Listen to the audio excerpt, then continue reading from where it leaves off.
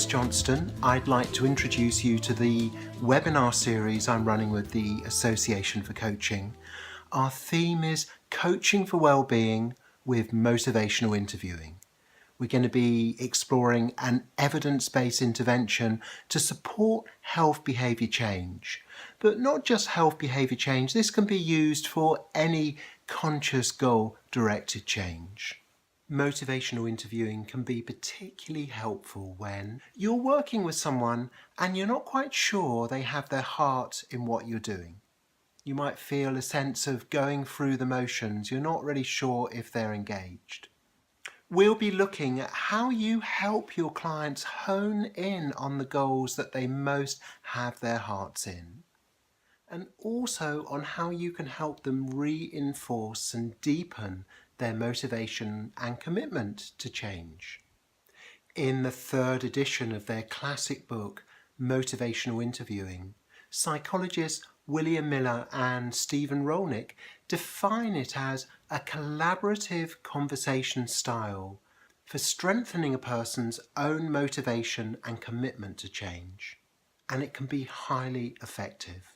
Over the last 30 years, it's emerged as an effective treatment for drug and alcohol problems, for helping people give up smoking, helping them lose weight or address diabetes and asthma, and also for increasing their confidence in their ability to bring about change. In the chapter on motivational interviewing in Jonathan Passmore's book, Mastery in Coaching, he writes, MI is a highly effective and efficient approach to helping people. The approach is supported by substantial research evidence gathered from hundreds of research studies in a wide range of settings from health to organisations. I first trained in motivational interviewing in 1992 and I've used it for over 25 years, mainly in my work in the health service where I worked for many years as an addiction specialist. I've been teaching this approach for over 20 years and have worked with thousands of health professionals and coaches.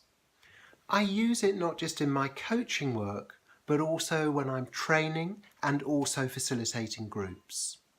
I'd love to share with you an example of motivational interviewing in practice. And I've got here a few clips from a film I made over 12 years ago with a group of puppeteers where I'm exploring how you help people make changes. I'm working with a puppet representing a young man called Dan who wants to give up smoking. Over a process of 3 clips, I ask clarifying questions and also reflect in a number of different ways in a way that draws out Dan's argument for change. What we're going to be looking at is how you strengthen your ability to tackle burning issues in your life. And I'd like to start just by asking you to say who you are and why you've come. My name's Dan. I'm here to support my friend because she's here with me, we're together, but I'm also here on my own terms because I'd like to give up smoking and that. Having good reasons to change, like why would you even want to address the issues that you want to tackle? How about you, Dan? Yeah, I know, like, I said before that I should stop smoking because, well, everybody knows it's bad for you and that. But like I was saying before about the change in my relationship with my dad, and I said he's ill, it's because he's got, lung cancer really, which obviously has come about because of his smoking. And, I just feel like it's really hard. And if I can't do it now and do it for him, then, when can I do it? This is like a huge thing you're experiencing. Your dad with lung cancer. And so, like, the idea of giving up smoking, that's come really, really to the forefront. Well, yeah, I don't want to go the same way, and I can't, I've got to do it for him. Can't be with him and then still smoking, and that's not fair.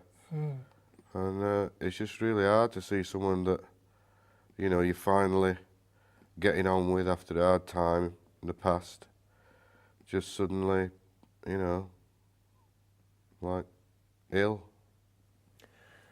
And when we're looking at how you make changes, and I can really see this is heartfelt for you, that how you move from a just thinking about stage, you know, you may have been, because you mentioned you've been trying to give up smoking a few times, and it may be something you've been thinking about a lot as well, but where you move from a thinking about stage to a really clear decision of, right, I really want to do this. Does that sound like where you are now, Dan?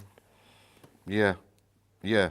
You know, this is going to help because, you know, normally you just say it to yourself and, you know, you finish a packet of tabs and flag them, you know, you get some more and it's, you know, that cycle and that. But now coming to address it and being here with Annie and, you know, seeing what effort she's making and listening to you, then yeah, I'm up for it, definitely. I'm just wondering whether you've got anything you're really looking forward to. Well, not really. I mean, with what's going on at the moment, it's all on top, you know what I mean? But I suppose if I could look forward to something, it'd be like, I don't know, going to Edinburgh Festival or something like that, you know what I mean? I've always wanted to go there. You've always wanted to go. Yeah. And have you been? No, never. And what's in the way? Well, I can't afford it, really. It's you know, it's quite expensive, you know what I mean? So you can't afford it, it's not possible in any way. Well, I suppose, like you're saying, if I gave up smoking, I could save up that money and probably, you know, within a few months, yeah, probably have enough to go, as daft as it sounds. So are you saying it is possible to go to Edinburgh? Well, yeah, I guess I am.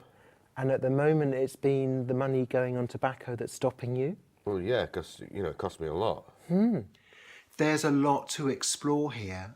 We'll be unpacking this film and others more in the webinar series on coaching for wellbeing with motivational interviewing that starts on July the 4th. I look forward to working with you if you join us.